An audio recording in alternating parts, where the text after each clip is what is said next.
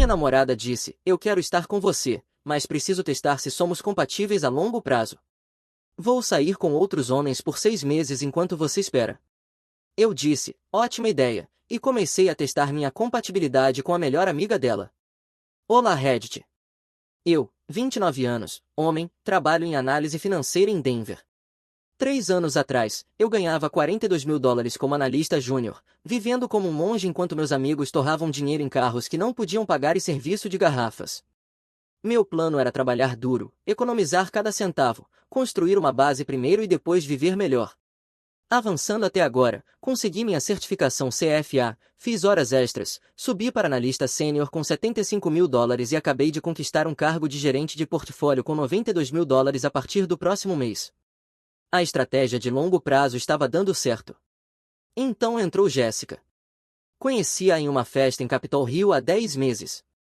Absolutamente deslumbrante, loira, corpo perfeito, sorriso que me fazia esquecer meu próprio nome.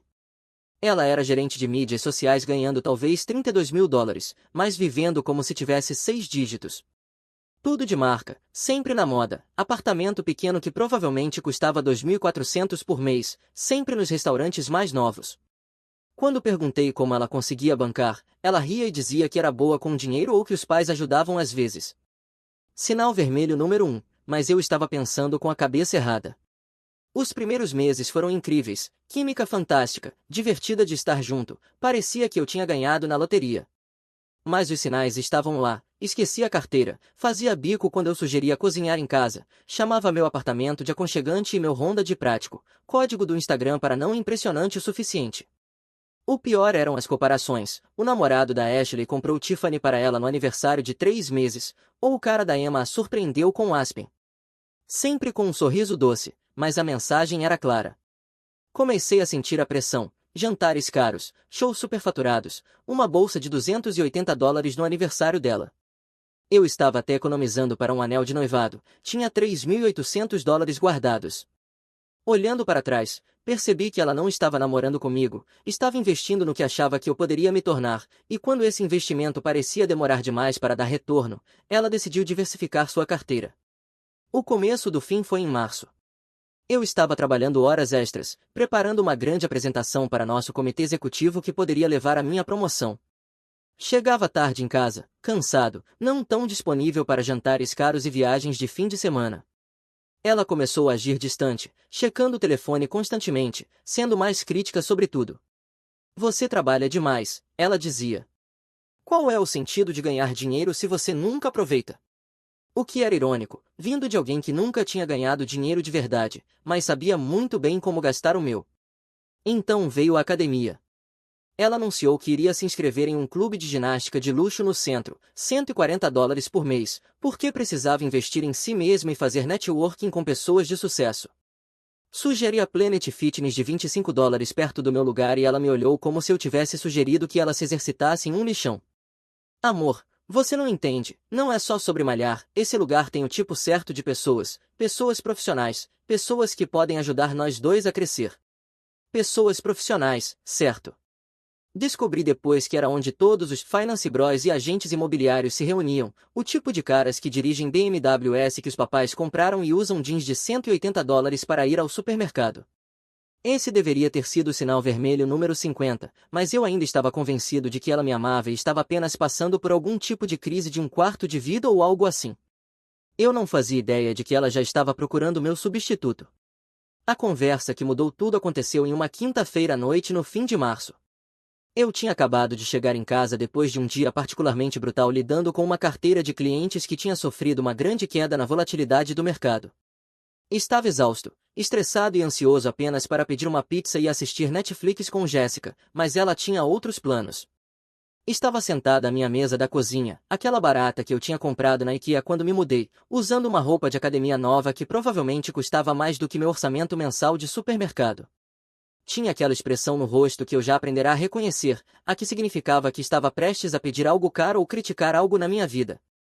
Precisamos falar sobre nós, ela disse, sem sequer olhar para cima do celular, onde rolava o Instagram.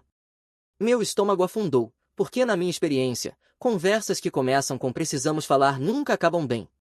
Ok, eu disse, pegando um refrigerante da geladeira e sentando em frente a ela. Finalmente ela me olhou e pude ver que vinha pensando nessa conversa há um tempo. Havia um olhar calculado em seus olhos, como se estivesse apresentando algo ensaiado. Tenho pensado muito sobre nosso relacionamento e para onde está indo, ela começou, e acho que precisamos ser honestos sobre algumas coisas. Que tipo de coisas? Bem, como o fato de que você ainda está resolvendo sua vida profissional e eu não sei se posso esperar indefinidamente você chegar onde precisa estar. As palavras me acertaram como um tapa. Ali estava eu, trabalhando duro para construir um futuro melhor para nós dois, e ela tratava minha situação atual como algum tipo de fracasso pessoal. Eu não estou resolvendo minha vida, Jéssica, estou construindo uma carreira. Estou há 3 anos em um setor que está crescendo como louco, acabei de conseguir uma promoção e estou em processo de entrevista para uma posição ainda melhor. Essas coisas levam tempo. Ela revirou os olhos, realmente revirou os olhos. Isso foi o que você disse há 6 meses e há 3 meses, sempre a próxima promoção ou a próxima oportunidade ou espere até eu conseguir minha certificação. Enquanto isso, ainda vivemos como estudantes universitários. Estamos vivendo dentro de nossas possibilidades enquanto construo algo estável. Isso se chama ser responsável. Isso se chama ser chato. Ela retrucou. Você sabe como que o namorado da Ashley a surpreendeu na semana passada? Um fim de semana prolongado em Cabo, só porque sim. Quando foi a última vez que você me surpreendeu com alguma coisa? Eu respondi, eu te surpreendi com o jantar naquela churrascaria no centro, há 2 semanas. Aquilo foi pelo meu aniversário, Tyler, isso não conta como surpresa. Eu podia sentir meu temperamento começando a subir, mas tentei manter a voz calma. Então, o que exatamente você está dizendo aqui? Ela respirou fundo, como se estivesse prestes a soltar a piada final que eu não acharia engraçada. Acho que deveríamos dar um tempo de alguns meses, para que eu possa explorar minhas opções e você possa se concentrar em organizar sua carreira, só para termos certeza de que somos certos um para o outro a longo prazo. As palavras pairaram no ar entre nós como uma nuvem tóxica. Fiquei olhando para ela, tentando processar o que ela acabará de dizer. Você quer dar um tempo para poder explorar suas opções? Repeti devagar. Não é só sobre mim, você também poderia explorar as suas opções. Talvez ambos percebamos que o que temos é especial, ou talvez percebamos que estamos apenas nos conformando um com o outro. E durante esse tempo você sairia com outras pessoas? Bem, sim, esse é meio que o ponto.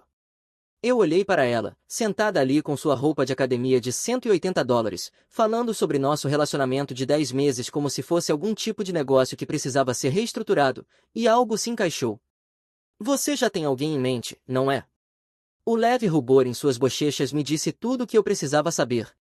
Tem esse cara, Derek, que conheci na academia, ele tem me convidado para sair e eu continuo dizendo não por causa de nós, mas talvez o universo esteja tentando me dizer alguma coisa. Derek, claro.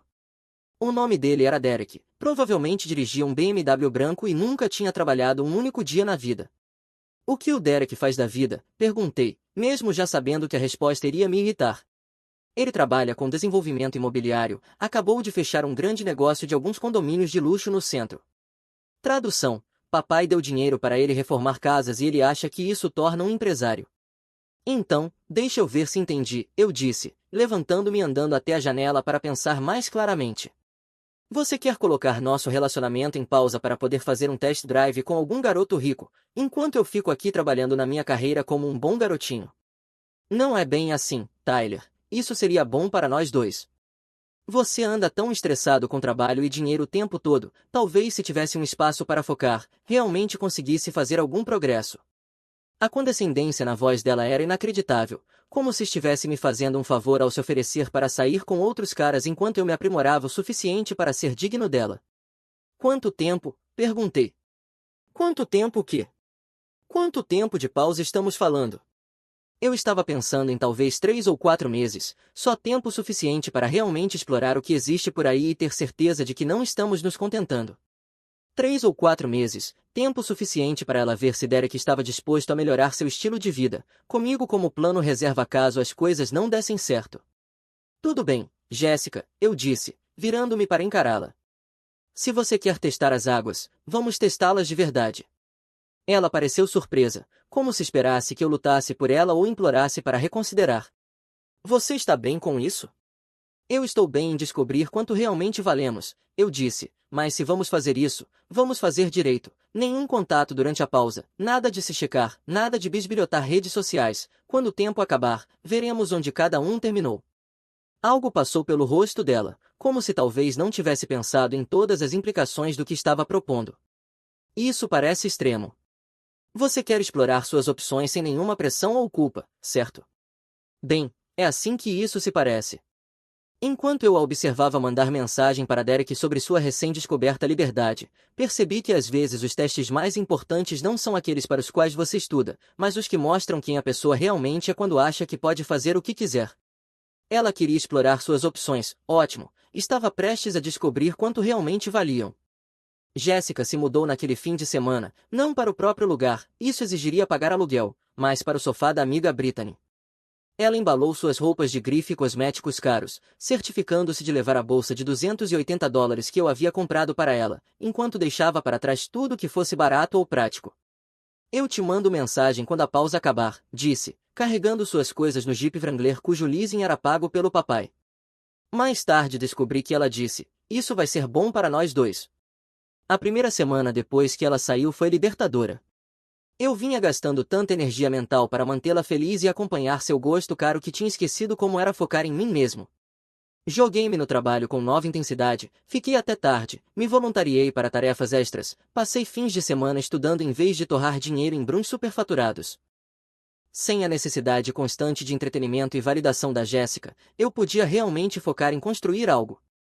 Enquanto isso, suas redes sociais bem públicas mostravam ela vivendo a melhor vida com Derek, fotos em restaurantes sofisticados que eu nunca tinha ouvido falar, vídeos em bares de cobertura onde os coquetéis custavam $16 cada, viagens de fim de semana para resorts em Vail que custavam por noite mais do que eu ganhava em uma semana.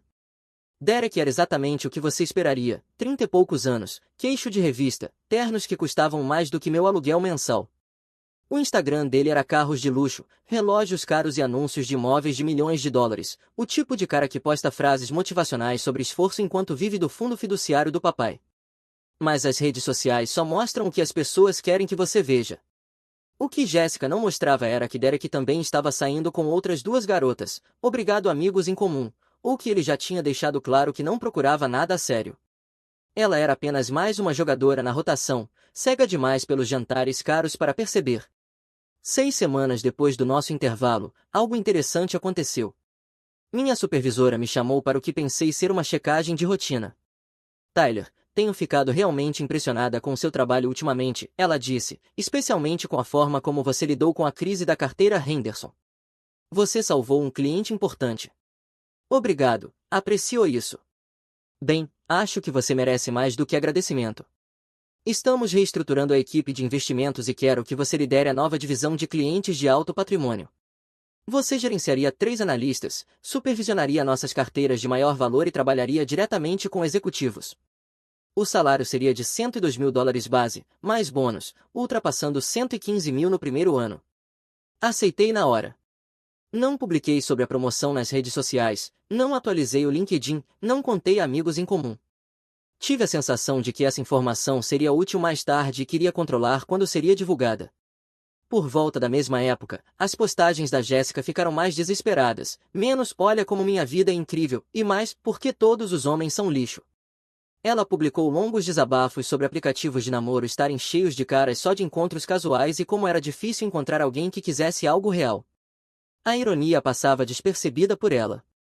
Pelo boca a boca, ouvi que Derek a dispensou após 2 meses, quando ela começou a querer oficializar as coisas. Suas outras opções não eram melhores, um tinha problema com o jogo, outro era casado procurando amante e o terceiro estava desempregado, mas fingindo ser empreendedor. Enquanto isso, eu me estabelecia no novo cargo, construindo relacionamentos com grandes clientes, realmente me tornando o profissional de sucesso que sempre soube que poderia ser.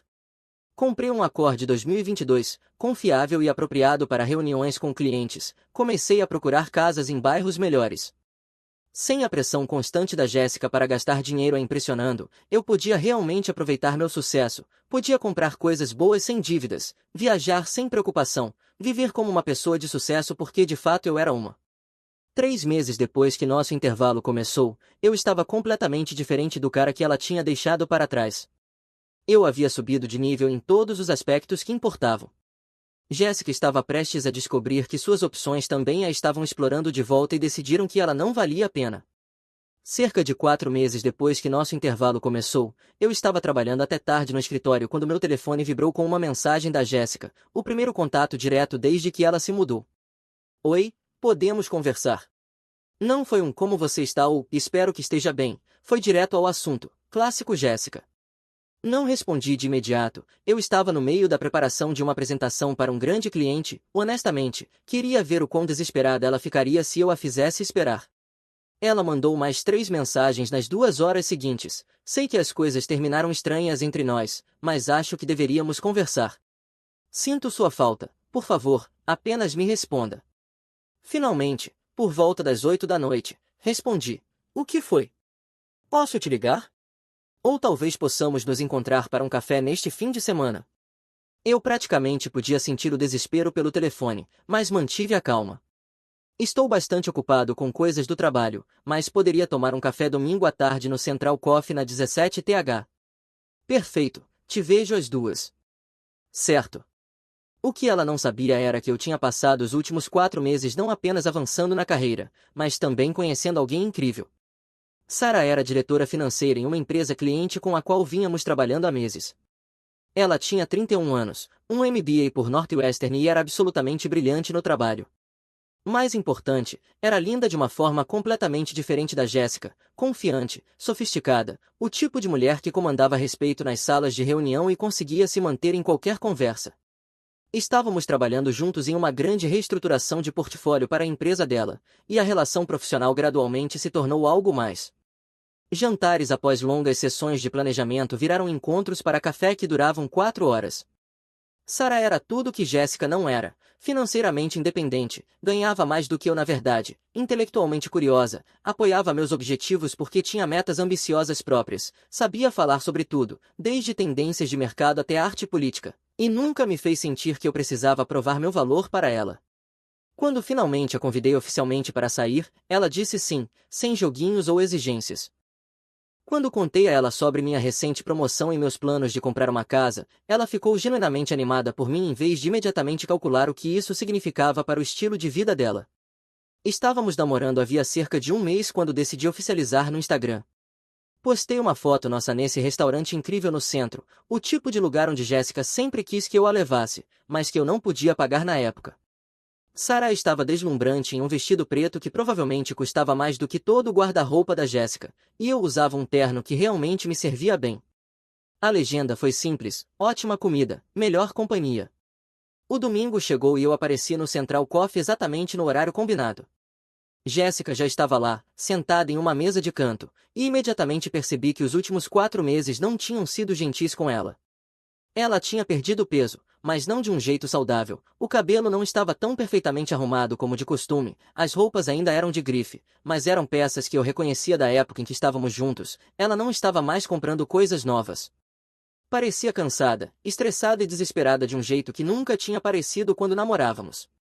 Tyler, ela disse, levantando-se para me abraçar como se fôssemos velhos amigos se reencontrando, você está ótimo, realmente ótimo. Eu estava mesmo ótimo, vinha malhando consistentemente, comendo melhor, dormindo mais, sucesso é uma droga poderosa. Obrigado, respondi, sentando-me em frente a ela. Como você tem estado? Bem, muito bem, quer dizer, tem sido alguns meses loucos, mas bem. Ela tentava projetar confiança, mas eu conseguia ver além, era uma mulher que estava se afogando e tentando fingir que estava nadando. Pelos próximos 20 minutos, ela me deu uma versão fortemente editada da vida desde que terminamos. Derek foi incrível, mas queriam coisas diferentes, então decidiram mutuamente seguir caminhos separados. Os outros caras que ela namorou eram divertidos, mas não eram material para relacionamento sério. Estava explorando novas oportunidades de carreira e realmente focando no crescimento pessoal. Era tudo besteira, mas deixei-a falar. Finalmente, chegou ao ponto. Tenho pensado muito sobre nós ultimamente, disse ela, estendendo a mão para tocar a minha, sobre o que tivemos e se cometi um erro. Você? Que tipo de erro? Acho que estava muito focado em onde estávamos, em vez de onde estávamos indo. Você sempre disse que estava construindo algo e eu não tive paciência para esperar. Isso era rico, 4 meses atrás eu era um perdedor que precisava arrumar minha vida, agora de repente ela podia ver meu potencial. O que faz você pensar nisso agora? Perguntei. Bem, a Britney comentou que você foi promovido e que está indo muito bem no trabalho. Lá estava, a colega de quarto da Britney falou e a notícia chegou até Jéssica de que eu já não era o analista júnior em dificuldades que ela havia deixado. Sim, algumas boas oportunidades surgiram, disse eu, deliberadamente minimizando. Isso é incrível, eu sempre soube que você tinha isso em você, sempre foi tão inteligente e trabalhador, acho que fiquei impaciente. Impaciente, como se meu desenvolvimento de carreira fosse algo que estava acontecendo com ela em vez de algo pelo qual eu estava me matando para conquistar. Então o que você está pensando? Perguntei. Estou pensando que talvez devêssemos tentar de novo. Aprendi muito sobre mim mesma nesses últimos meses e acho que estou pronta para ser o tipo de namorada que você merece, alguém que apoie seus objetivos em vez de pressionar você. A ousadia era impressionante, ela tinha passado 4 meses saindo com outros caras e agora que nenhum deles quis ficar com ela, estava pronta para voltar e apoiar meus objetivos. Interessante, disse eu. E como isso seria? Bem, poderíamos ir devagar, talvez começar a namorar de novo, ver como nos sentimos. Sei que te magoei e quero compensar isso. Ela se inclinava para frente agora, usando aquele sorriso que costumava me fazer esquecer meu próprio nome, provavelmente esperando que eu pulasse na chance de voltar com ela. Em vez disso, recostei-me na cadeira e sorri. Jéssica, aprecio você ter me procurado e fico feliz que tenha tido tempo para pensar nas coisas, mas não acho que voltar seja a decisão certa. O rosto dela parecia de alguém que acabará de ouvir que o Natal foi cancelado. Por que não? Eu pensei, quer dizer, você não sente falta do que tivemos? O que tivemos foi eu me matando para construir um futuro enquanto você reclamava que não estávamos lá rápido o suficiente. O que tivemos foi eu gastando dinheiro que não podia para te manter feliz enquanto você procurava alguém com mais dinheiro para gastar. Isso não é justo, Tyler, eu era jovem e imatura, mas cresci desde então. Cresceu mesmo? Porque pelo que eu vi, você passou os últimos 4 meses fazendo exatamente o que eu achei que faria, correndo atrás de caras com dinheiro até que eles se cansassem de você. As bochechas dela ficaram vermelhas. Isso não? Quem te contou isso? Importa? O ponto é que você fez sua escolha 4 meses atrás, decidiu que eu não era bom o suficiente do jeito que era e quis ver o que mais havia por aí. Bem, você viu o que mais havia, como isso funcionou para você? Ela ficou em silêncio por um longo momento, olhando para a xícara de café. Cometi um erro, disse finalmente. Eu sei disso agora, mas as pessoas cometem erros, Tyler, isso não significa que não podemos consertar. Você tem razão, eu disse, levantando-me e vestindo meu casaco, as pessoas cometem erros, mas alguns erros têm consequências e algumas oportunidades não voltam 2 vezes. Peguei meu celular e mostrei a ela a foto minha e da Sarah no Instagram. Estou namorando alguém agora, alguém que valoriza o que eu trago para a mesa em vez de reclamar constantemente do que não posso pagar. Os olhos dela se arregalaram ao ver a foto. Quem é ela? Alguém que faz seu próprio dinheiro e não precisa que eu pague pelo estilo de vida dela. Alguém que me namorava quando eu ganhava $75.000 e ainda está comigo agora que ganho o dobro disso. Você ganha o dobro disso? Fui promovido a gerente de portfólio, $102.000 de base mais bônus. Acabei de comprar uma casa em Stapleton também. A cor sumiu do rosto dela quando a realidade do que havia perdido caiu sobre ela. Enquanto eu saía, podia sentir os olhos dela me seguindo. Parte de mim sentiu um pouco de pena, ela parecia genuinamente devastada, mas uma parte maior sentiu que a justiça finalmente estava sendo feita depois daquela conversa no café. Eu pensei que aquilo seria o fim, Jéssica tinha tentado a sorte, eu a rejeitei e poderíamos seguir com nossas vidas, mas subestimei o quão desesperada ela estava ficando. As mensagens começaram no dia seguinte. Eu sei que ontem não saiu como eu esperava, mas realmente acho que deveríamos conversar mais. Entendo se você precisar de tempo para pensar, só quero que saiba que percebi o que perdi. Ignorei todas. Então veio a campanha nas redes sociais. De repente, ela estava postando fotos antigas nossas com legendas como "sentindo falta dos bons tempos" e "às vezes você não sabe o que tem até perder". Começou a curtir e comentar todas as minhas postagens, até as antigas de meses atrás. Foi patético, sinceramente. Enquanto isso, meu relacionamento com Sarah estava ficando mais sério. Começamos a falar sobre morar juntos, talvez juntar nossos recursos para comprar uma casa maior. Ela era brilhante, bem-sucedida e me tratava como um parceiro igual em vez de um caixa eletrônico ambulante. Mas o maior desenvolvimento foi quando Sarah mencionou que a empresa dela estava procurando um novo analista financeiro sênior para o escritório satélite em Austin. A posição pagava $165.000 mais participação acionária, e ela achava que eu seria perfeito para o cargo.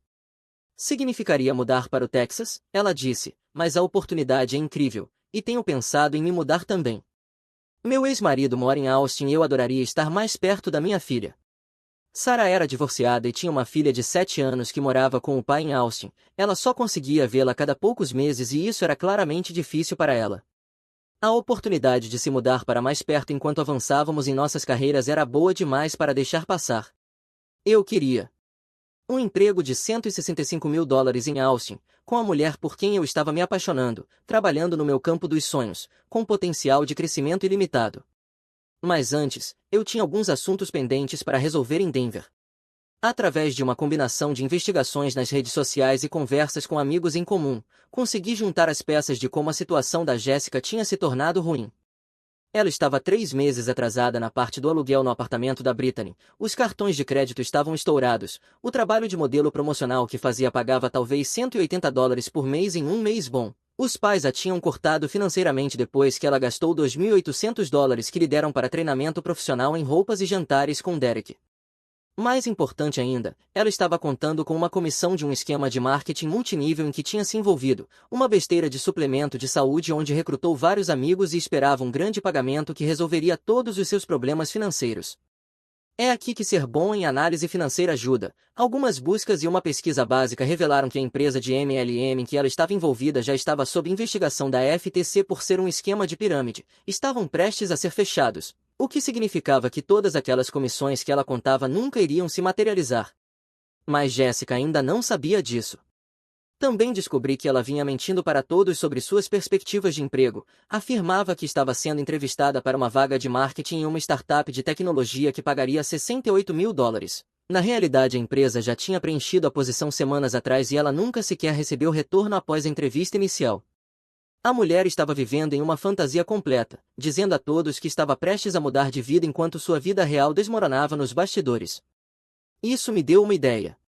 Liguei para meu amigo Jake, que trabalha em desenvolvimento imobiliário, coincidentemente o mesmo campo de Derek. Jake me devia um favor de quando o ajudei a entender algumas estruturas de investimento complexas no ano passado, e ele ficou feliz em ajudar quando expliquei a situação. Então você quer que eu finja estar interessado em contratá-la para uma função de marketing? Ele perguntou. Não apenas qualquer função de marketing, uma posição de gerente sênior de marketing para o novo projeto de condomínios de luxo da sua empresa. Salário de 6 dígitos, carro da empresa, conta de despesas, faça aparecer a oportunidade de uma vida. E depois? Depois você a enrola por algumas semanas, diz que a vaga é dela, mas que há algumas burocracias no processo, deixa ela criar expectativas, talvez até contar para as pessoas que conseguiu o emprego. Jake riu. E então puxa o tapete. O plano era simples, mas elegante. Jéssica estava desesperada por uma forma de reconstruir a vida e provar para todos, especialmente para mim, que poderia ser bem-sucedida sozinha. Uma oferta de emprego bem remunerada seria exatamente o que ela precisava para sentir que estava de volta ao controle. Exceto que seria tudo falso. Tudo se concretizou em 48 horas e foi mais bonito do que eu poderia imaginar. Começou em uma terça-feira de manhã, quando a FTC fechou a empresa de MLM da Jéssica. Eu soube disso antes dela, porque Sarah tinha me avisado através de seus contatos da indústria. Todas as comissões que Jéssica esperava, os $4.800 que ela contava para resolver seus problemas financeiros, desapareceram da noite para o dia. Segundo a colega de quarto da Brittany, Jéssica passou a terça-feira chorando e fazendo ligações frenéticas para sua linha ascendente, tentando descobrir o que aconteceu com seu dinheiro. O site da empresa estava fora do ar, os telefones foram desconectados e o fundador aparentemente tinha fugido para as Ilhas Cayman. A quarta-feira foi ainda melhor. Foi quando Jake ligou para Jéssica para atualizá-la sobre o processo de contratação da vaga falsa de marketing. Ele disse que havia uma complicação com a verificação de antecedentes. Eles disseram que precisavam adiar a data de início enquanto resolviam algumas reestruturações corporativas. Ela perdeu totalmente o controle. Jake me contou depois, começou a chorar ao telefone perguntando se isso significava que não conseguiria o emprego, implorando para que ele dissesse qual era o problema. Eu quase senti pena dela, quase. Na noite de quarta-feira, Toda a fantasia de Jéssica estava desmoronando. O dinheiro do esquema de MLM tinha sumido. A oferta de emprego estava em suspenso e ela enfrentava a possibilidade muito real de ter que voltar a morar com os pais em Colorado Springs de cabeça baixa. Foi então que recebi a ligação. Tyler, a voz dela era pequena e trêmula. Podemos por favor conversar? Eu realmente preciso falar com alguém. O que está acontecendo? Perguntei, embora soubesse exatamente o que estava acontecendo. Tudo está desmoronando, eu não sei o que fazer. Quer tomar um café? No mesmo lugar de antes? Sim, por favor, pode me encontrar em 1 hora. Ela já estava no Central Coffee quando cheguei, sentada no mesmo canto onde tinha tentado me reconquistar um mês antes, mas dessa vez parecia completamente destruída, olhos vermelhos de tanto chorar, sem maquiagem, vestindo moletom e calças de moletom que reconheci do nosso relacionamento. Não era mais a mulher polida e manipuladora que me deixou para explorar opções, era alguém que tinha batido no fundo do poço e finalmente enfrentava a realidade. Obrigada por vir, ela disse quando me sentei. Sei que as coisas têm sido estranhas entre nós, mas eu não sabia para quem ligar. O que aconteceu? Pelos próximos 30 minutos, ela me contou tudo. A empresa de MLM sendo fechada, a oferta de emprego sendo adiada, como estava atrasada no aluguel e com os cartões de crédito estourados, como os pais a cortaram e ela enfrentava a possibilidade de ter que voltar para casa como um fracasso completo. Eu sei que estraguei tudo, disse, lágrimas começando a cair novamente. Eu sei que joguei fora a melhor coisa que já tive porque fui gananciosa e estúpida, mas estou me afogando aqui, Tyler, não sei o que fazer. Eu a deixei falar, deixar sair todo o desespero, o arrependimento, a admissão de que tinha cometido um erro terrível, tudo o que eu queria ouvir meses atrás quando ela foi embora. Finalmente, ela chegou ao ponto. Eu sei que não mereço sua ajuda, depois de tudo que te fiz passar, mas estava pensando, quer dizer, eu sei que você está indo muito bem agora e talvez você pudesse. Ela nem conseguiu terminar a frase. Você quer que eu te dê dinheiro? Não dar, emprestar, eu pagaria de volta assim que me reerguesse. Recostei na cadeira e estudei seu rosto. Esse era o momento para o qual eu estava me preparando há meses. A mulher que me largou por não ser bem-sucedido o suficiente agora estava implorando ao mesmo homem por ajuda financeira. Quanto exatamente você está pedindo? Preciso de $2.800 para acertar o aluguel e os pagamentos mínimos dos cartões, e talvez mais 1.800 para sobreviver pelos próximos meses até encontrar um emprego. 4.600. Para o antigo Tyler, aquele que ganhava 42 mil por ano e vivia de salário em salário, seria uma quantia impossível. Para o novo Tyler, ganhando 115 mil com bônus e participação, era apenas uma viagem de fim de semana agradável. É muito dinheiro, Jéssica. Eu sei, mas juro que vou te pagar de volta, vou arrumar um emprego, qualquer emprego, e te devolver cada centavo. Fiquei em silêncio por um bom tempo, deixando ela se afogar no próprio desespero. O que aconteceu com Derek? Perguntei. Ou qualquer um dos outros caras com quem você estava explorando suas opções.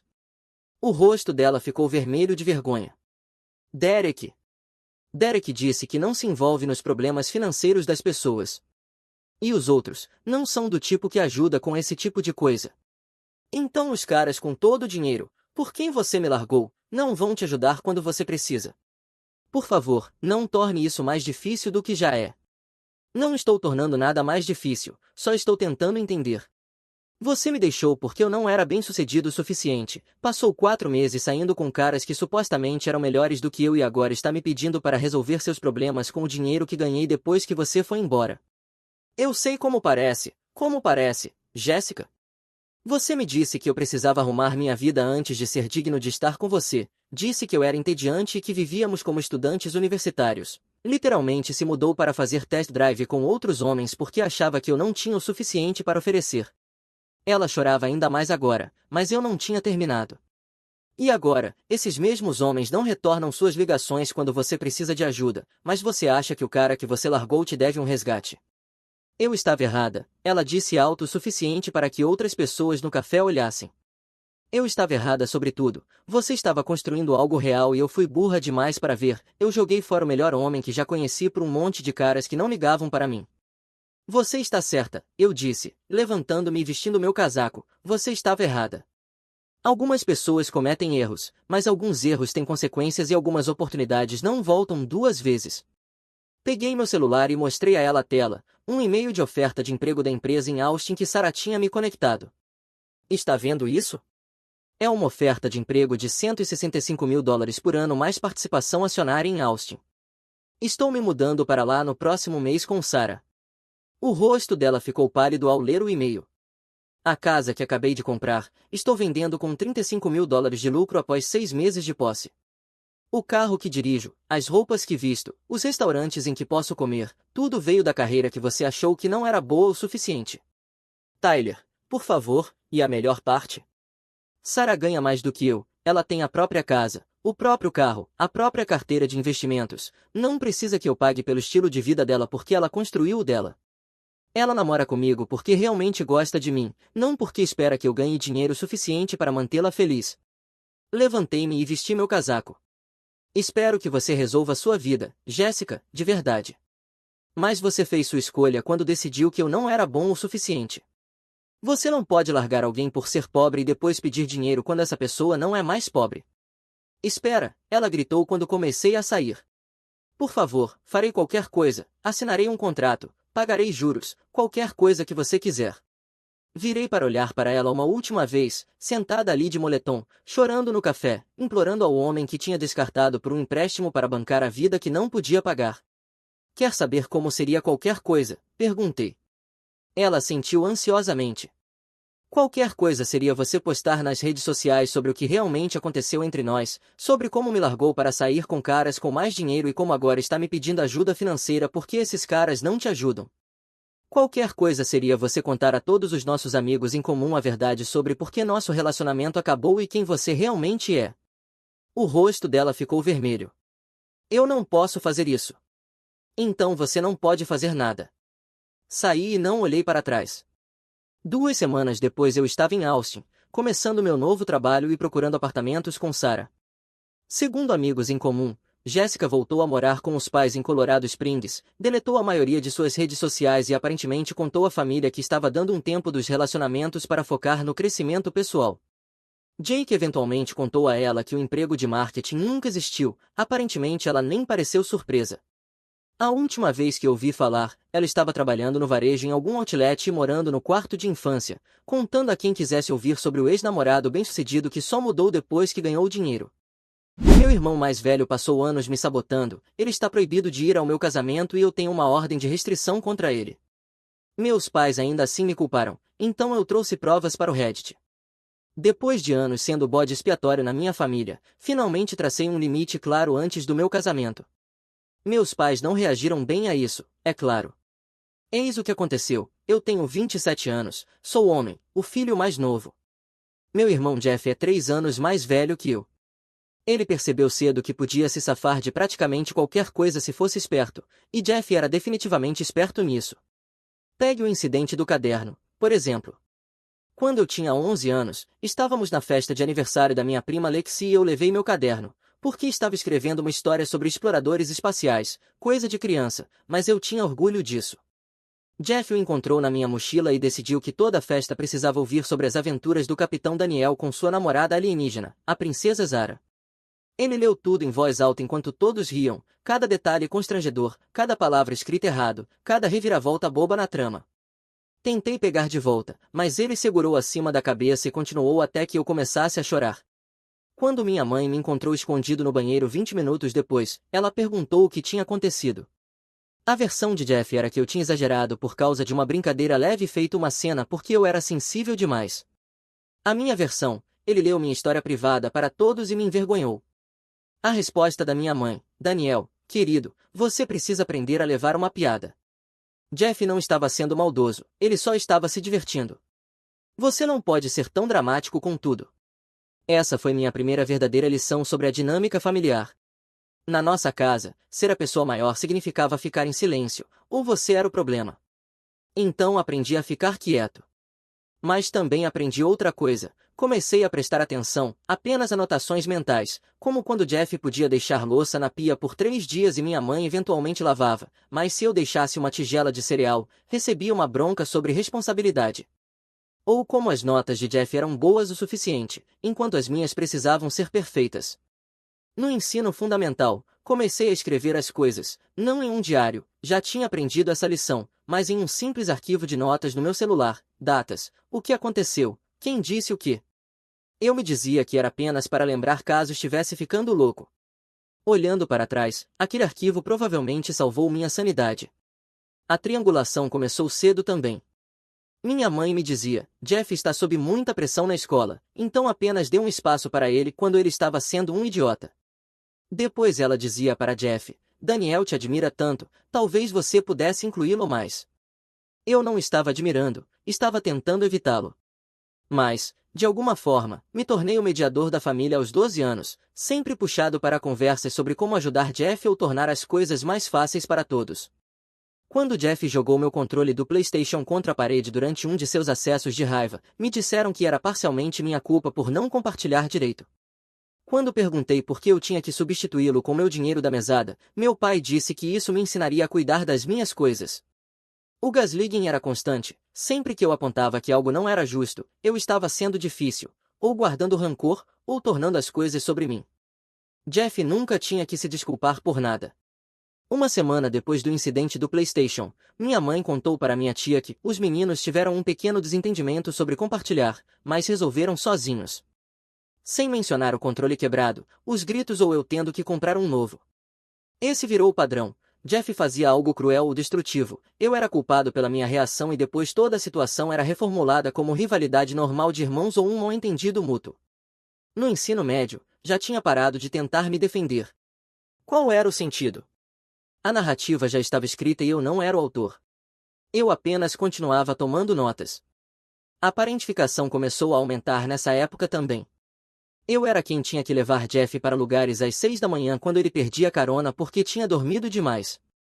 Eu era quem consertava o roteador de Wi-Fi na noite anterior à grande apresentação dele, porque Daniel é bom com computadores. De alguma forma, ser competente em habilidades básicas de vida significava que eu era automaticamente responsável pelos problemas de todos. Quanto mais capaz eu me tornava, mais tarefas eram colocadas na minha conta.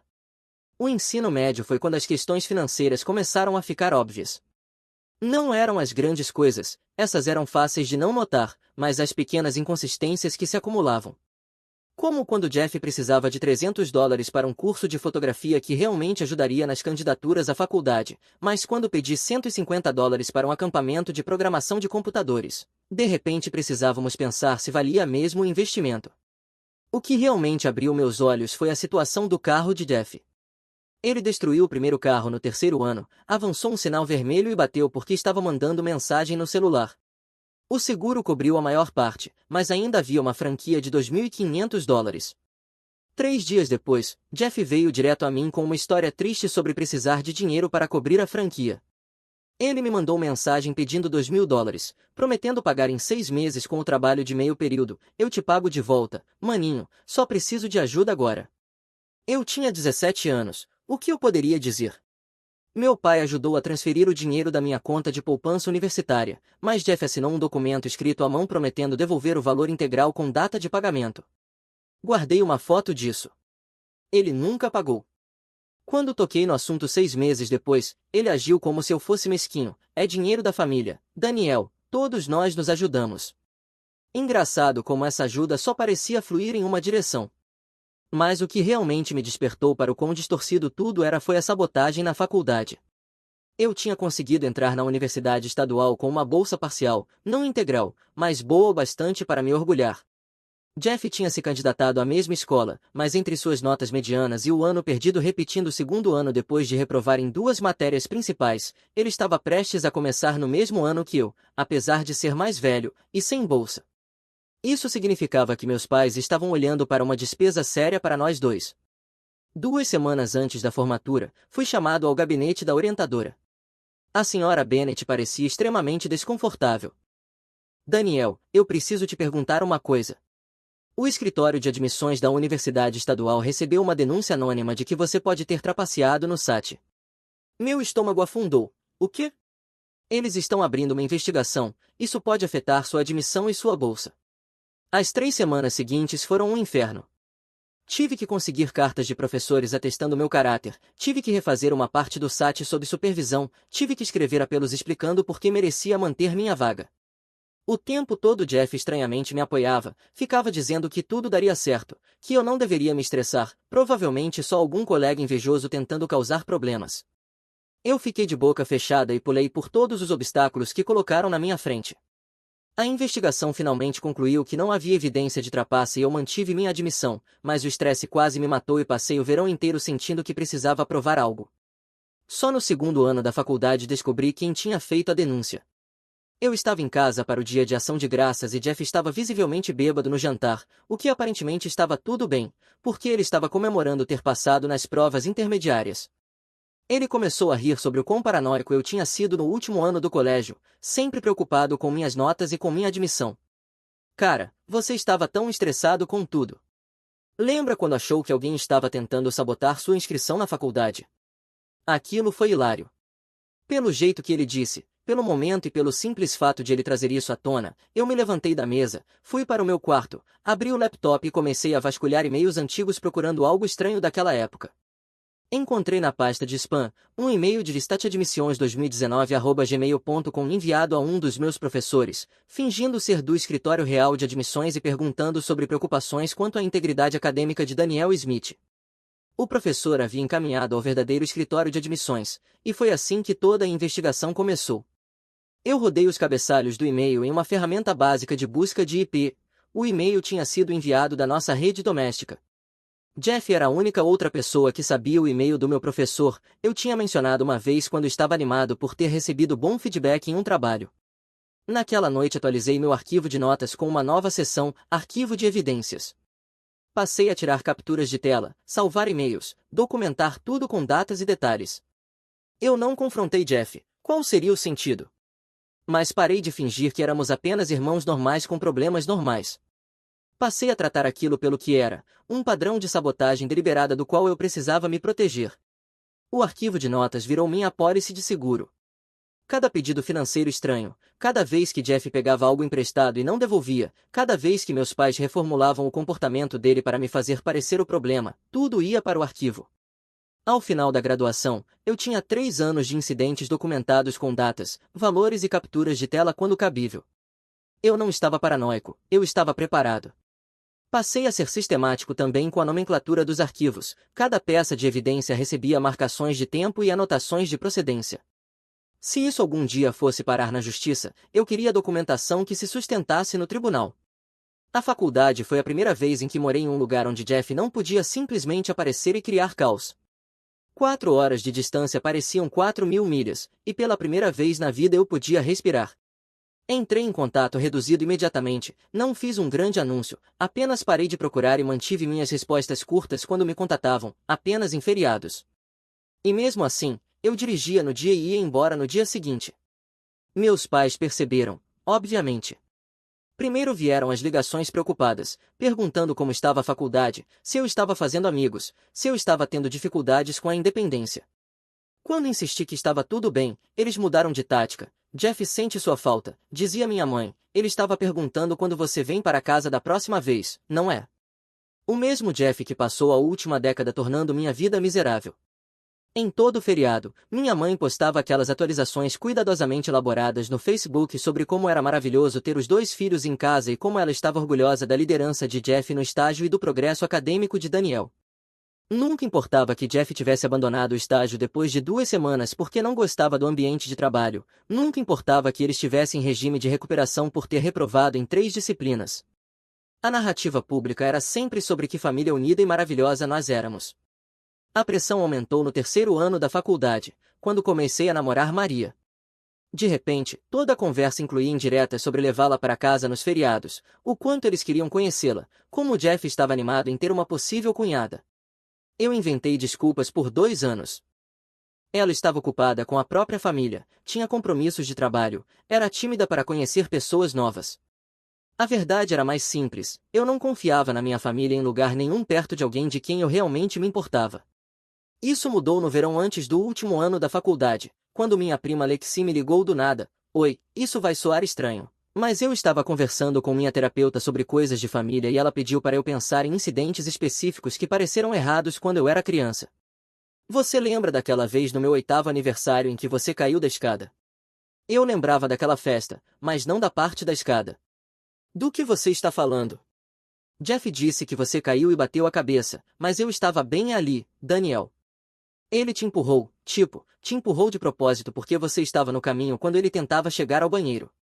Você rolou uns 6 degraus e ficou com um galo enorme na testa. A memória voltou na hora, não da queda em si, mas do que aconteceu depois, Jeff dizendo para todo mundo que eu tinha tropeçado porque era desastrado e não estava olhando por onde andava. Meus pais mais preocupados com a possibilidade de eu envergonhar a família chorando do que se eu estava realmente machucado. Por que você não disse nada? Perguntei a Lexi. Eu tinha 8 anos, e quando tentei contar para sua mãe o que vi, ela disse que eu devia estar confusa, porque Jeff não faria uma coisa dessas de propósito. Mais um ponto de dados, mais uma evidência de que o padrão vinha de muito antes do que eu imaginava. Foi aí que decidi que era hora de Maria conhecer minha família, não porque eu queria integrá-la àquela disfunção, mas porque eu precisava de um observador neutro, alguém que pudesse ver o que eu estava vendo e confirmar que eu não estava perdendo a cabeça. A visita foi exatamente tão ruim quanto eu esperava. Jeff foi encantador por uns 30 minutos e depois começou a soltar pequenas indiretas sobre meu curso, minhas perspectivas de carreira, minhas escolhas de vida em geral, tudo entregue com um sorriso e emoldurado como preocupação fraternal. Maria percebeu imediatamente. Na volta para a faculdade, ficou em silêncio por cerca de 1 hora antes de finalmente falar: seu irmão é uma peça rara. Ele passou o fim de semana inteiro tentando te minar, e seus pais simplesmente deixaram. Agiram como se os comentários dele fossem normais ou até úteis. Naquela noite, ela me perguntou diretamente: o que você vai fazer a respeito disso? Boa pergunta. Eu vinha documentando e evitando por anos, mas nunca tinha realmente considerado como seria o desfecho. Não sei, respondi, mas não vou deixar eles estragarem minha vida nunca mais. 6 meses depois eu pedi Maria em casamento. Ela disse sim. Pela primeira vez na minha vida adulta, eu tive que pensar seriamente sobre o tipo de família que queria construir e quem eu queria que fizesse parte dela. A resposta estava ficando bem clara. Algumas semanas depois, vi a postagem de Natal da minha mãe no Facebook sobre nossas maravilhosas tradições familiares, ao lado de uma foto minha visivelmente desconfortável enquanto Jeff dominava a conversa. A legenda falava sobre gratidão pelos laços familiares e a alegria de ter os 2 filhos em casa. Enquanto isso, a realidade era Jeff passando 2 horas se gabando do seu mais recente esquema para ficar rico rapidamente, enquanto eu contava os minutos para poder ir embora. Maria olhou a postagem e apenas disse: ela não está descrevendo a mesma visita em que estivemos. Isso não é documentação neutra da família, isso é propaganda ativa. Planejar um casamento quando metade da sua família é tóxica é como tentar organizar um bom jantar quando metade dos convidados tem intoxicação alimentar, tecnicamente possível, mas todo mundo vai ter uma experiência ruim.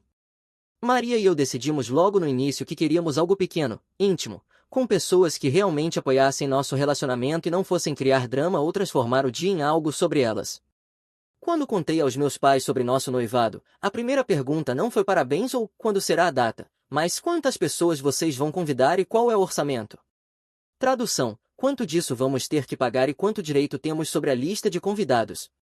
Eu cortei isso imediatamente: nós vamos pagar por conta própria e vamos manter pequeno, provavelmente 60 pessoas no máximo. O rosto da minha mãe passou por umas 5 expressões diferentes antes de parar em desapontamento preocupado. 60 pessoas, Daniel, isso mal é família, e seus primos? E nossos amigos que te conhecem desde pequeno? É o nosso casamento, mãe, queremos pessoas que realmente nos conheçam como adultos e apoiem nosso relacionamento. Meu pai entrou com um ângulo financeiro: filho, se o dinheiro está apertado, nós poderíamos ajudar, facilitar para incluir todo mundo. Certo, incluir todo mundo, o que significava incluir Jeff? O que significava dar a ele um palco para se apresentar e uma plateia para manipular? Obrigado, mas nós cuidamos disso. Foi então que eles começaram a campanha de pressão, ligações sobre como vários parentes iam ficar magoados, mensagens sobre unidade familiar e manter todos juntos, comentários passivo-agressivos sobre como algumas pessoas se afastam da família quando têm um pouco de sucesso. O ponto de ruptura veio 3 meses antes do casamento, quando Jeff enviou um e-mail para toda a família estendida, com um assunto preocupado com os planos de casamento de Daniel. Ele me copiou no e-mail, o que foi ou monumentalmente estúpido ou deliberadamente provocativo, provavelmente os dois. O e-mail era uma obra-prima de manipulação, ele se pintava como o irmão mais velho preocupado, que só queria garantir que os relacionamentos familiares não fossem prejudicados por mal-entendidos. Ele mencionou como eu sempre tinha sido sensível e como a faculdade tinha me mudado, e como estava preocupado que eu estivesse tomando decisões baseadas em problemas de infância não resolvidos, em vez do que seria melhor para a família. Depois ficou específico, afirmou que eu estava punindo nossos pais por decisões normais de criação, disse que eu estava reescrevendo a história para me fazer parecer uma vítima, sugeriu que Maria estava incentivando limites pouco saudáveis e afastando-me da minha família.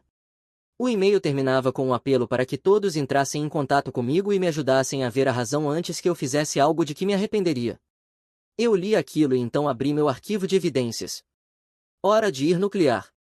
Passei as 2 horas seguintes montando o que chamei de meu dossiê da verdade, uma linha do tempo de 2 páginas com datas, valores e breves descrições de incidentes que remontavam a 15 anos. Cada item estava rotulado como um anexo com uma legenda curta. Anexo A. Foto da nota manuscrita de dívida de Jeff, 15 de março de 2018. Empréstimo para a franquia do carro, $2.000. Promessa de pagamento em até 6 meses, nunca pago apesar de múltiplas cobranças.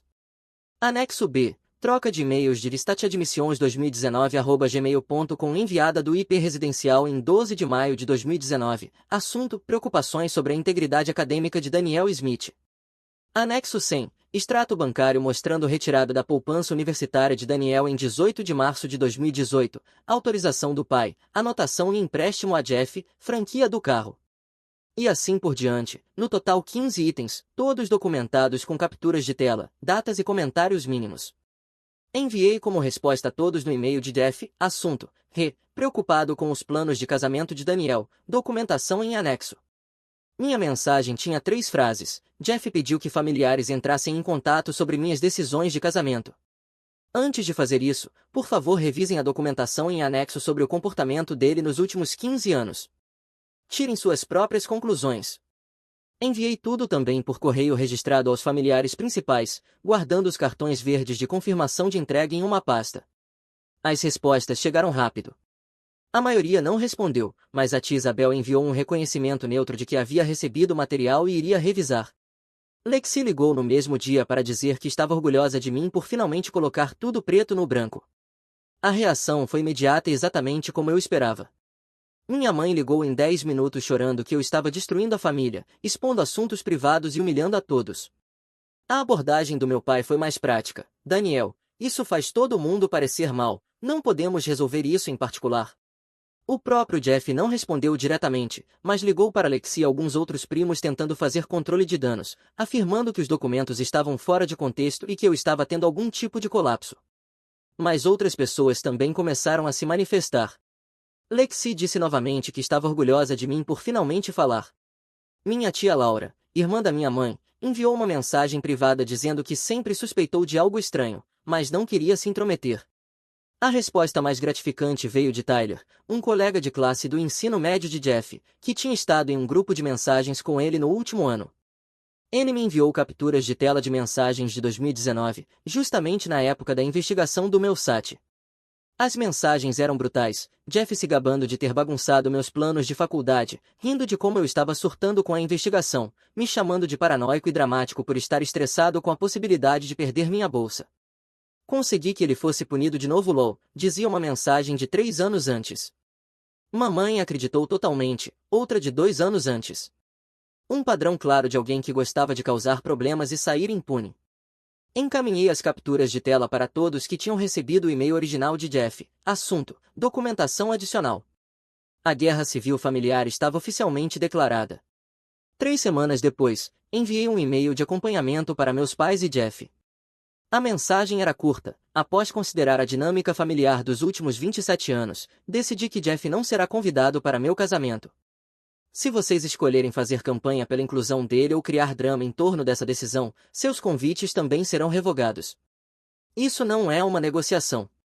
A resposta da minha mãe foi encaminhar meu e-mail para Jeff com o assunto "por favor, me ligue", o que só fiquei sabendo porque ela me incluiu acidentalmente no encaminhamento. Foi então que comecei a procurar advogados. Encontrar um advogado especializado em casos de assédio familiar é mais difícil do que você imagina. A maioria quer lidar com divórcios ou disputas de custódia, não com o meu irmão tem me sabotado por 15 anos e meus pais permitiram isso. Finalmente encontrei alguém através do primo de Maria, que tinha lidado com um caso de perseguição, Michael, especializado em direito de família com foco em assédio e ordens de restrição. Quando mostrei minha documentação, ele não me olhou como se eu fosse louco. "Bom trabalho", disse ele, folheando a linha do tempo. A maioria das pessoas não mantém registros assim. Isso torna meu trabalho muito mais fácil. O primeiro passo foram cartas de cessar e desistir, uma para Jeff, outra para meus pais. Linguagem legal formal exigindo que parassem de entrar em contato comigo, com minha noiva, meu empregador e qualquer pessoa ligada ao nosso casamento. As cartas referenciavam incidentes específicos da minha documentação e deixavam claro que novo contato resultaria em ação judicial. A carta de Jeff incluía uma exigência adicional, uma retratação formal do e-mail, preocupado com os planos de casamento de Daniel, a ser enviada à mesma lista de distribuição do original. Ele tinha 10 dias para cumprir. A carta dos meus pais era mais curta, mas incluía uma cláusula específica sobre o casamento. Eles eram bem-vindos se pudessem se comprometer a não discutir Jeff e não fazer campanha pela inclusão dele. E não criar nenhuma perturbação. Se eles não pudessem assumir esse compromisso, precisariam recusar o convite em até 7 dias. As cartas foram enviadas por correio registrado em uma quarta-feira, Jeff assinou a dele na quinta, meus pais receberam a deles na sexta. A resposta de Jeff veio através do advogado dele, aparentemente ele também tinha contratado um. O advogado enviou uma carta severa alegando que minha documentação era difamatória e ameaçando com um processo por causar intencionalmente sofrimento emocional. Michael riu quando leu. Tática de intimidação de manual. Ele não tem nada. Meus pais não responderam à carta, mas minha mãe ligou diretamente para os pais de Maria, tentando fazê-los intervir e nos convencer a voltar atrás antes que destruíssemos a família permanentemente. A mãe de Maria encerrou rapidamente. Sinto muito que estejam passando por isso, mas não é nosso lugar nos envolvermos nos problemas da sua família. Quando o prazo de 10 dias expirou sem retratação de Jeff, Michael entrou com a próxima rodada de documentos, Tribunal de Pequenas Causas, $2.847 pelo empréstimo nunca pago, mais juros e custas. Eu tinha foto da nota manuscrita de dívida, os registros bancários mostrando a retirada do empréstimo e as mensagens de texto de Jeff reconhecendo a dívida, mas alegando que era assunto de família, que não precisava ser formalizado. Michael me ajudou a montar um dossiê mostrando o e-mail falso de admissões, o rastreamento de IP para nossa rede doméstica e a linha do tempo provando que só Jeff tinha acesso ao contato do meu professor. A detetive que recebeu o relatório foi direta sobre as expectativas. Isso é de 2019, então uma acusação criminal não é provável neste ponto, mas é uma boa documentação para o seu caso de assédio. Em seguida, foram emitidos avisos de proibição de entrada, correio registrado para Jeff e meus pais, notificando formalmente que não eram bem-vindos na minha casa, no meu local de trabalho ou no local do casamento. Qualquer aparição nesses lugares seria considerada invasão criminosa. O local do casamento recebeu cópias das cartas, junto com fotos dos 3 familiares. Paguei a mais por segurança no dia do casamento, 2 policiais de folga que sabiam exatamente o que procurar. Jeff tentou mais uma tática de manipulação, enviou uma mensagem no Facebook para Maria dizendo que estava preocupado com minha saúde mental e que eu estava me isolando de pessoas que me amavam. Ele sugeriu que ela organizasse uma intervenção para me conseguir ajuda profissional. Maria fez captura de tela e encaminhou para Michael, contato indesejado após carta de cessar e desistir, documentado e com carimbo de hora. Michael entrou com a próxima rodada de papéis. Jeff nunca compareceu ao Tribunal de Pequenas Causas, então obtivemos uma sentença à revelia pelo valor integral mais as custas. 6 semanas depois, a ordem de penhora atingiu o salário dele. O departamento de RH do empregador processou a papelada legal de forma surpreendentemente eficiente. A primeira dedução foi de $186 direto do depósito. Cerca de 6 semanas depois, os salários de Jeff começaram a ser penhorados para o julgamento de pequenas causas. Acontece que ele trabalhava na empresa de marketing de um amigo, e a empresa de folha de pagamento deles era muito eficiente em processar documentos legais. A penhora era de apenas $200 por mês, não o suficiente para prejudicá-lo financeiramente, mas suficiente para lembrá-lo, a cada pagamento, que ações têm consequências. Meus pais fizeram uma última tentativa de reconciliação, aparecendo no meu apartamento com uma sacola de presentes e um discurso sobre perdão familiar. Eu não abri a porta, apenas disse por trás dela, vocês receberam o aviso de proibição de entrada. Precisam ir embora agora ou chamarei a polícia. Eles foram embora, mas não antes de minha mãe dizer bem alto ao vizinho que só estava tentando ver o filho e não entendia por que eu estava sendo tão cruel. Na manhã seguinte, entrei com pedido de ordem de restrição. Michael já tinha me alertado que conseguir uma não era automático, era preciso mostrar um padrão de comportamento que me fizesse temer pela minha segurança.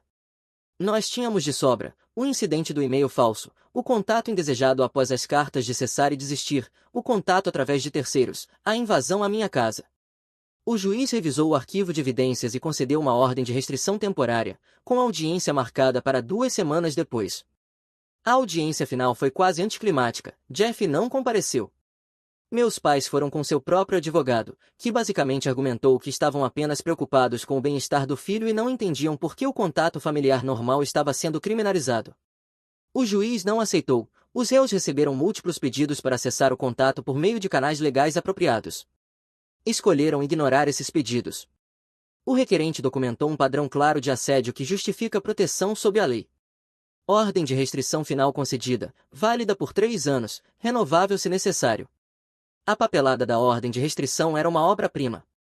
Michael me guiou por toda a lista, requisitos de entrega, protocolos de violação, procedimentos de aplicação.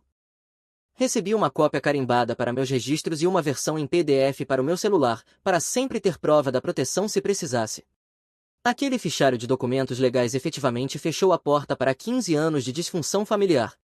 Naquela noite, Maria e eu saímos para jantar para comemorar, não porque eu gostasse de colocar minha família em processos judiciais, mas porque, pela primeira vez na minha vida adulta, eu tinha proteção institucional contra a disfunção deles. O casamento estava a 3 semanas de distância e, finalmente, eu podia focar em me casar com a mulher que eu amava, em vez de gerenciar as pessoas que passaram décadas tentando me minar. Na manhã do casamento, acordei mais calmo do que me sentia havia meses, sem ansiedade sobre drama em potencial, sem planos de contingência para desastres familiares, apenas empolgação por começar nossa vida juntos.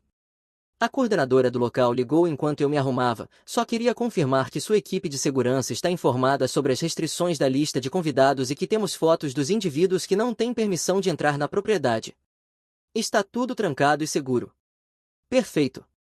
O protocolo de segurança era simples, mas minucioso. Lista pré-aprovada de convidados, com identificação obrigatória para entrada, comunicação por rádio entre os 2 policiais de folga e a equipe do local, relatórios escritos para qualquer tentativa de acesso não autorizado. Tudo estava sob controle. O casamento foi exatamente o que Maria e eu queríamos, pequeno e íntimo. 58 pessoas compareceram, a família de Maria, meus familiares estendidos que ficaram do lado da realidade e não da reputação, amigos próximos da faculdade e do trabalho e alguns amigos de família que nos conheciam o suficiente para entender a situação. Durante a recepção, minha prima Alexi me puxou de lado. Estou orgulhosa de você. Sei que isso não foi fácil, mas devia ver como você parece relaxado. Não te vejo tão feliz em um evento de família desde que éramos crianças. Ela tinha razão. Eu não estava varrendo o salão com os olhos em busca de problemas, eu apenas estava aproveitando meu casamento. Cerca de 2 horas depois da recepção, notei um dos seguranças caminhando em minha direção. Por um segundo, meu estômago afundou. Eles tinham aparecido? Só queria te avisar, disse ele em voz baixa. 2 pessoas que correspondiam às fotos dos seus pais se aproximaram da entrada cerca de 20 minutos atrás. Eles tinham uma sacola de presentes e disseram que estavam aqui para o casamento. Explicamos que não estavam na lista e pedimos para sair. Eles obedeceram sem incidentes. Agradeci a ele e voltei para a festa. Nem mencionei a Maria até mais tarde naquela noite. Qual seria o ponto? Tinham sido tratados de forma profissional e nosso dia tinha seguido exatamente como planejado. O pai de Maria fez um ótimo discurso sobre amor e parceria. Minha tia Laura falou sobre resiliência e sobre escolher seu próprio caminho. Ninguém se sentiu obrigado a mencionar família ausente ou curar feridas antigas ou qualquer uma dessas bobagens performáticas de reconciliação. Apenas alegria. Perto do fim da noite, enquanto nos despedíamos dos convidados, a mãe de Maria me abraçou e sussurrou: "Estou feliz que você nos encontrou. Família não é só sobre sangue." Aquilo me tocou mais fundo do que qualquer vitória legal. Pela primeira vez na vida, eu fazia parte de uma família que realmente funcionava como uma família. Na semana seguinte, Maria e eu começamos o processo de mudança de nome. Eu vinha pensando nisso desde noivado, mas o casamento solidificou minha decisão. Eu queria adotar o sobrenome dela, não apenas como um gesto romântico, mas como uma ruptura definitiva com o legado que herdei. A papelada foi simples: certidão de casamento no cartório, depois atualização da carteira de motorista, passaporte, contas bancárias, registros de trabalho. Cada mudança parecia remover mais uma âncora que me prendia ao passado. 3 meses depois compramos uma casa, pequena mas perfeita, com um bom sistema de segurança e vizinhos que nos conheciam como Daniel e Maria Forbes, não como o filho que tinha causado todo aquele drama familiar. Jeff tentou nos encontrar pelas redes sociais, mas já tínhamos bloqueado tudo, novos endereços, contatos de emergência atualizados, proteção por senha em todas as contas. Ele podia postar o que quisesse sobre mim na internet, eu nunca veria e nada chegaria até nós. A ordem de restrição ainda estava em vigor e Michael nos aconselhou a documentar qualquer tentativa de contato, até indireta, mas sinceramente, o silêncio era melhor do que qualquer remédio legal. Estávamos construindo algo novo, algo que pertencia inteiramente a nós. 1 ano e meio depois do casamento, Maria e eu descobrimos que esperávamos nosso primeiro filho. A notícia me atingiu de uma forma diferente do que eu esperava, não apenas empolgação, mas um instinto protetor feroz que esclareceu cada decisão que havíamos tomado sobre limites familiares. Essa criança cresceria em uma casa onde o amor não viria com condições e onde punição disfarçada de preocupação não existiria. Então atualizamos imediatamente nossa segurança, campainha Ring, mais câmeras externas com detecção de pessoas e movimento, e uma câmera na garagem capaz de registrar placas de carro, lista detalhada de contatos de emergência para o pediatra, creche e escolas que excluía especificamente minha família biológica, proteção por senha em todos os registros médicos e educacionais. Maria inicialmente achou que eu estava sendo paranoico, mas eu mostrei a ela algumas pesquisas sobre leis de direitos de avós. E como os tribunais de família às vezes priorizam a reunificação familiar em vez de um histórico documentado de comportamento prejudicial. Não vou correr riscos, eu disse a ela, essa criança vai crescer em segurança, mesmo que isso signifique ser excessivamente cauteloso. Ela entendeu, sua família tinha sido funcional o suficiente para que a ideia de parentes perigosos soasse abstrata, mas confiava no meu julgamento e apoiou as precauções. A presença de Jeff nas redes sociais tinha se tornado cada vez mais amarga ao longo do último ano, não sobre mim especificamente, ele era esperto o suficiente para evitar qualquer coisa que pudesse ser interpretada como assédio, mas muitos posts sobre lealdade familiar, sobre pessoas que abandonaram seu sangue e sobre a importância do perdão. A ironia era deliciosa, mas eu não interagia, bloqueei suas contas, bloqueei seus amigos, deixei-o encenar sua narrativa de vítima para quem quisesse acreditar. Meus pais tinham ficado completamente em silêncio depois da ordem de restrição, nenhuma tentativa de contato, nenhuma mensagem por intermediários, nenhum aparecimento em eventos públicos onde pudessem nos encontrar. Ou finalmente aceitaram os limites, ou decidiram que eu estava perdido para eles de forma permanente. De qualquer forma, tudo bem para mim. Passei meses atualizando nossos documentos de planejamento patrimonial para refletir a nova realidade, traste revogável com Maria como beneficiária primária, formulários de procuração, designações de procuração de saúde, autorizações e PAUA para decisões médicas. Cada documento incluía uma cláusula específica de exclusão impedindo meus pais biológicos ou Jeff de tomar qualquer decisão por nosso filho se algo acontecesse conosco. O advogado chamou de disposição anti-herança e disse que era juridicamente a prova de falhas. A família estendida tinha em sua maioria se acomodado em uma nova normalidade. Lexi e eu continuávamos próximos, a tia Laura mandava cartões de aniversário e ligava ocasionalmente, alguns primos entraram em contato para dizer que entendiam por que eu tinha feito as escolhas que fiz. Os parentes que ficaram do lado dos meus pais simplesmente desapareceram, os cartões de feriado pararam de chegar, os convites de casamento não vinham, fui removido dos grupos de família em mensagens e eventos do Facebook. Tudo bem para mim, eu não me importava. Quando nosso filho nasceu, Maria e eu fomos muito seletivos sobre os anúncios, amigos próximos, familiares que nos apoiaram, pessoas que tinham estado presentes de forma consistente. Postamos uma foto nas redes sociais e depois ficamos em silêncio. O bebê era perfeito, para ele, a família era apenas mãe, pai e o pequeno grupo de adultos que o amavam incondicionalmente. 6 meses depois recebi uma mensagem de texto de um número desconhecido, apenas uma foto do nosso filho, claramente tirada da minha rede social, com a mensagem lindo neto, espero que possamos conhecê-lo um dia. Fiz captura de tela, encaminhei para Michael e bloqueei o número, violação da ordem de restrição, documentada e relatada. No dia seguinte, mudei todas as nossas redes sociais para privadas e removi qualquer foto que mostrasse detalhes identificáveis de onde morávamos ou trabalhávamos. Naquela noite, Maria perguntou se eu alguma vez me arrependia de como as coisas tinham terminado. Você sente falta de ter uma família normal, disse ela, tipo uma em que seus filhos teriam avós, tios e toda essa coisa tradicional. Pensei seriamente. Não, respondi finalmente. Sinto falta da ideia de ter uma família normal, mas nunca realmente tivemos isso. Olhei para nosso filho dormindo no berço. Ele vai ter algo melhor, eu prometo. Maria sorriu. Parece muito bom para mim. 2 semanas depois recebemos uma carta de Michael. A polícia tinha prendido Jeff por violar a ordem de restrição. Aparentemente ele tinha passado de carro em frente à nossa casa várias vezes e foi flagrado pela câmera de segurança do vizinho. A mensagem de texto sobre nosso filho foi rastreada até um telefone registrado em nome dele. Ele declarou no contest que recebeu 6 meses de liberdade condicional supervisionada, além de uma extensão da ordem de restrição por mais 3 anos. Eu não senti nada, nem insatisfação, nem vingança, nem raiva, apenas uma leve sensação de validação de que tudo o que fiz tinha valido a pena. No mês passado atualizei meu testamento e documentos patrimoniais. Maria e eu temos instruções detalhadas sobre quem pode tomar decisões por nosso filho se algo acontecer conosco. Jeff e meus pais estão especificamente excluídos. Limites não eram vingança, eram a saída de emergência.